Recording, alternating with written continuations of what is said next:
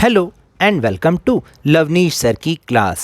This is Directorate of Education GNCT of Delhi's worksheet number 1, and it is only for class 7 students. It has taken from the subject Social Science Geography, and we will learn and understand chapter number 1 Environment in this worksheet. So students, आज से आपकी worksheet आना शुरू हो गई हैं.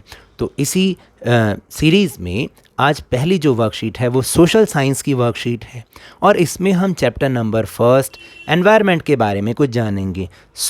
आज हम इस वर्कशीट में सीखेंगे कि आखिर एनवायरनमेंट कहते किसे हैं.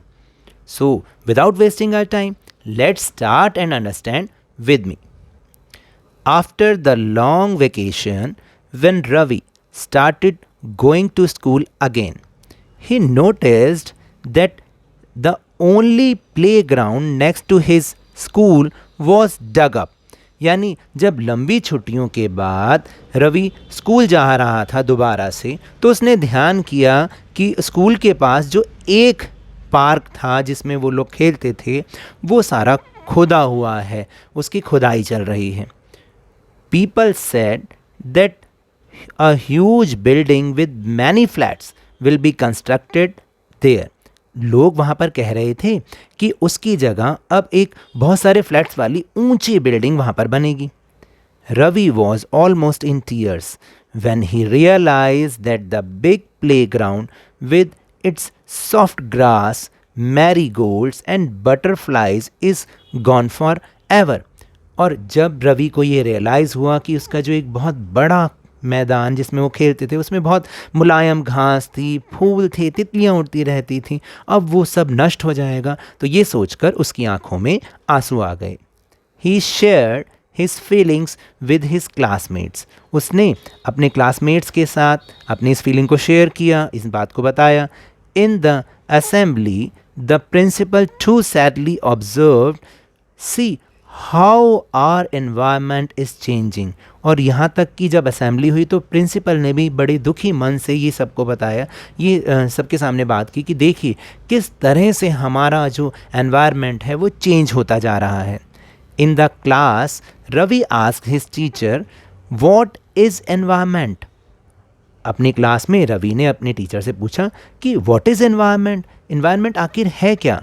Whatever you see your surroundings, said the teacher. Teacher ने क्या जवाब दिया, उन्होंने कहा वो सारी चीज़ें जो आप अपने आसपास देखते हैं. So Ravi thought allowed.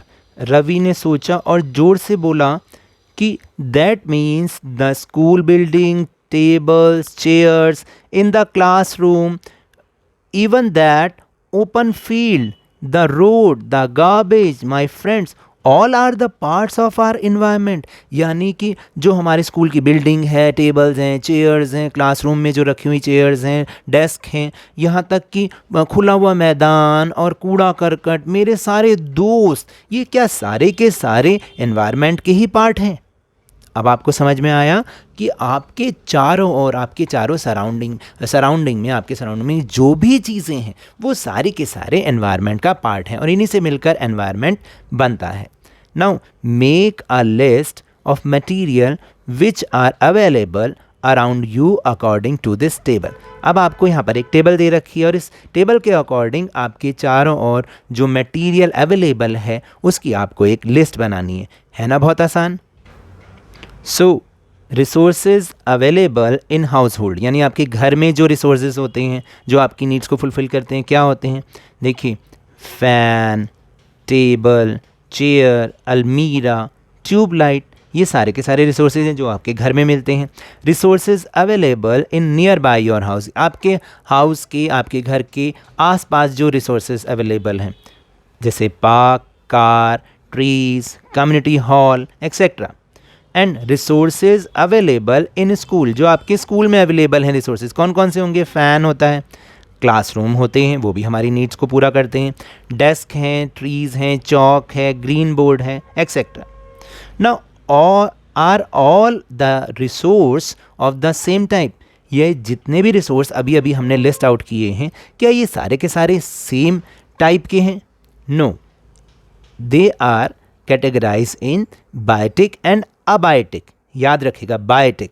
Biotic कौन से होते हैं? The world of living organism, for example plants and animals, यानी वो सारे चीज़ें जो लिविंग ऑर्गेनिज्म हैं, जिनमें लाइफ है, जैसे plants, animals and human being also, ये बायोटिक रिसोर्स कहलाते हैं। और अबायोटिक रिसोर्स क्या होते हैं? The world of non living elements, for example land, यानी जो सारी नॉन लिविंग थिंग्स हैं, जैसे कि लैंड है तो वो भी रिसोर्स और वो हमारे काम भी आती है, लेकिन हम इसको अबायोटिक कहते हैं। बायोटिक और अबायोटिक, यानी जितने भी रिसोर्स हैं उनको हम बायोटिक और अबायोटिक में कैटेगराइज कर सकते हैं।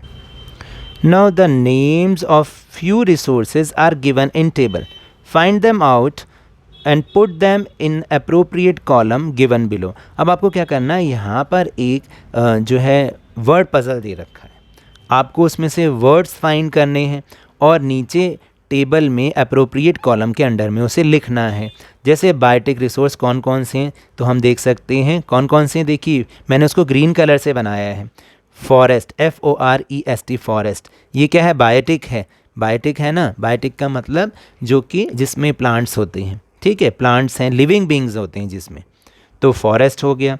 दूसरा यहाँ पर और क्या बन सकता है ग्रीन कलर? यस, ये है मैन। तो ये तो हो गए दोनों बायोटिक। अबायोटिक कौन कौन से बन सकते हैं? CAR, कार बन जाएगा, वो अबायोटिक है। फिर सैंड, SAND, सैंड, देखिए ये बन गया, ठीक है। फिर उसके बाद है desert.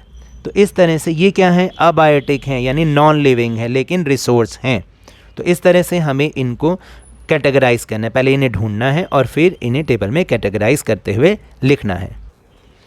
The place, people, things and nature that surround any living organism is called environment. अब आपको पता चला कि प्लेस यानी स्थान, पीपल यानी लोग, थिंग्स यानी चीज़ें और नेचर जो भी सराउंडिंग में है, जो भी कोई भी लिविंग थिंग है, नॉन लिविंग थिंग है, वो सारा का सारा एनवायरनमेंट कहलाता है।